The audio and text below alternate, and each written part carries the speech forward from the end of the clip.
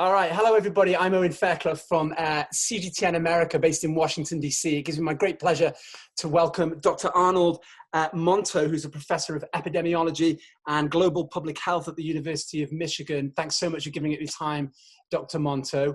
We're going to try and answer as many questions from people who follow us on various social media platforms. But first, I just want to get your take on this, because we've seen the last 24 hours or so over the weekend, authorities in Seattle here in the US and in Italy, two epicenters, early epicenters of the coronavirus, very tentatively suggest they might just be turning a corner with all of this. You've described yourself as an optimist in this coronavirus. How are you interpreting these statements? Well, I think that with the social distancing in place, that we would expect to see some kind of a response about now. Because in these places, they've had the severe disease transmitting for a period of time. They've had social distancing in place in Seattle for even more than in Italy. And this seems to be a very focal kind of infection. Some places where it takes off, and some places where the virus is present, but it never really becomes as intense as in others. So I think this is good news in terms of other areas. And we have yet to see the peak in some places in the United States. And I suspect other places may never really have it as intense as, let's say, New York is having right now.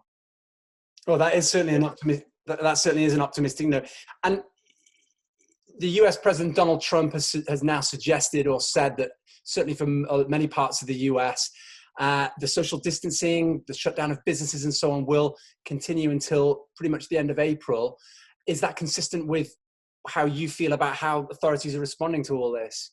Yes, and I think one of the biggest problems we're going to have is to figure out how to open up and how much to open up. And this is where we really need good testing, because we need to be able to figure out how much virus is actually present. Hong Kong has been trying to open up a little bit, and there have been now more imported cases from other parts of the world than local transmission, which is again a good sign.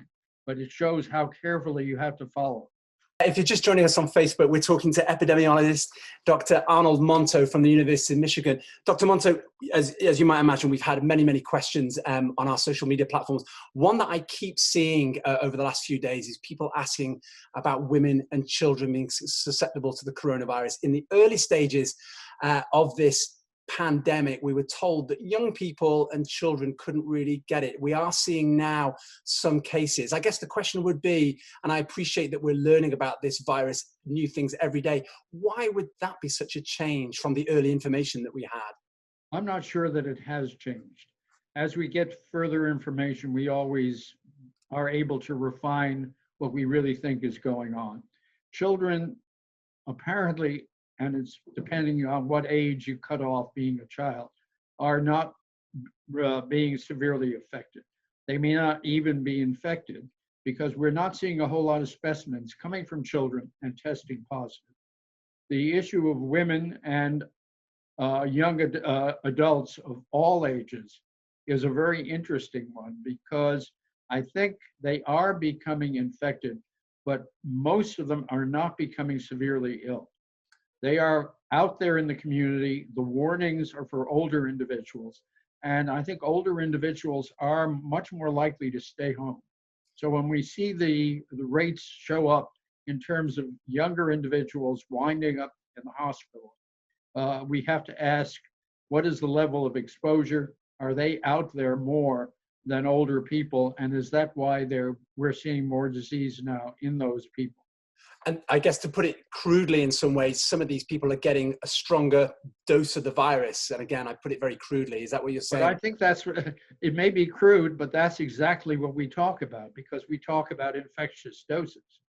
And one of the reasons why we see the danger of in-hospital transmission is that the severely ill cases shed more virus. They put more virus out into the environment.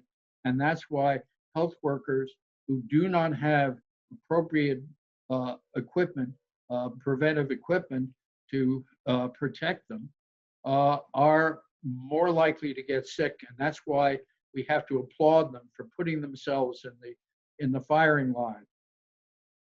Yeah, we're certainly seeing volunteer doctors flying to cities like New York to do just that, to volunteer their services. Another question for you, Dr. Monto. What impact will warmer weather in the Northern Hemisphere have on the transmission, on the rate of transmission, effectively on coronavirus spreading around the Northern Hemisphere? Well, we know, for example, with flu, that as weather warms up, we tend to have less flu. And the reason there is complex. There are a lot of theories about humidity and the rest, but the clear thing is people do different things as the weather warms up. And they are less likely to be in enclosed places, in close contact with one another. I would suspect that we are going to see a sharp fall off as the weather improves. The big question is what happens when the weather gets colder? Because with the flu pandemic of 2009, as soon as schools opened, for example, in the southern United States, it came back. With SARS, which is the only prior case we can talk about, SARS did not come back.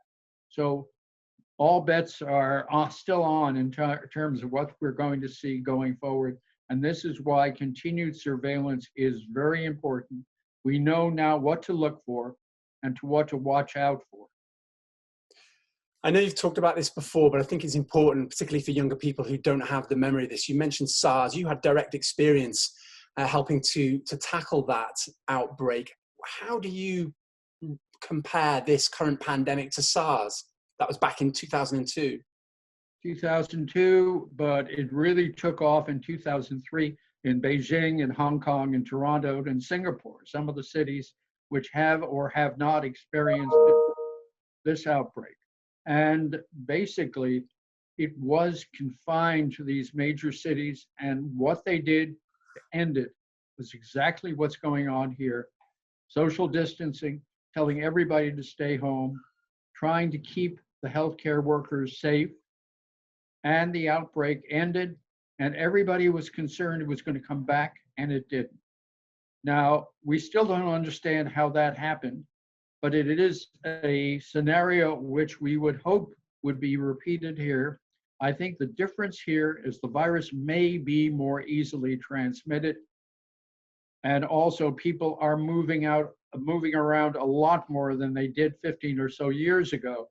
Certainly looking at the transmission within China to start out with fast trains going everywhere. It was all over the country. But in China and other places in Asia, it has been controlled. And the key thing now is to watch if it comes back as the restrictions are loosened. Yeah, that's the important thing. I think a lot of people perhaps assume that it might be over by the late spring, early summer. But as you pointed out, like the 1918 flu pandemic as well, it came back. A few more questions for you, Dr. Monto.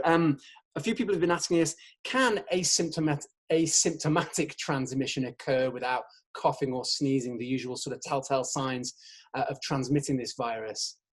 It's always hard to answer questions about asymptomatic transmission because asymptomatic people, by definition, are hard to identify.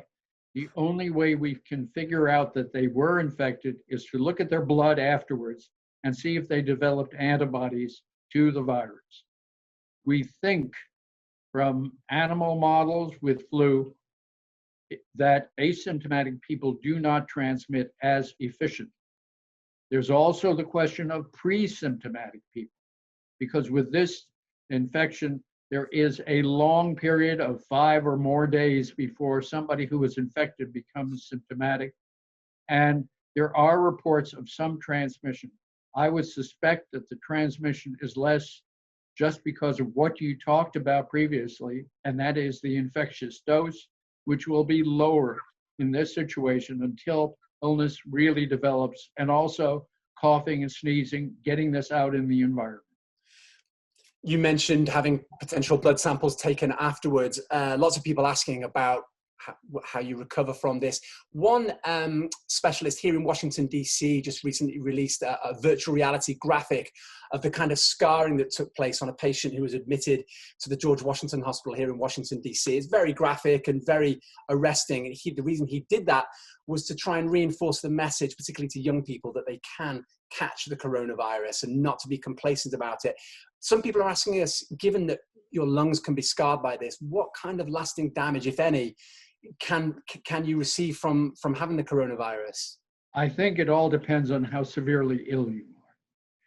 We know that some cases are that wind up in hospital are on ventilators for periods of a week or even more.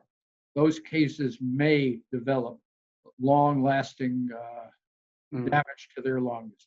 Those that are not more severely ill, probably not. We really won't know until after the fact.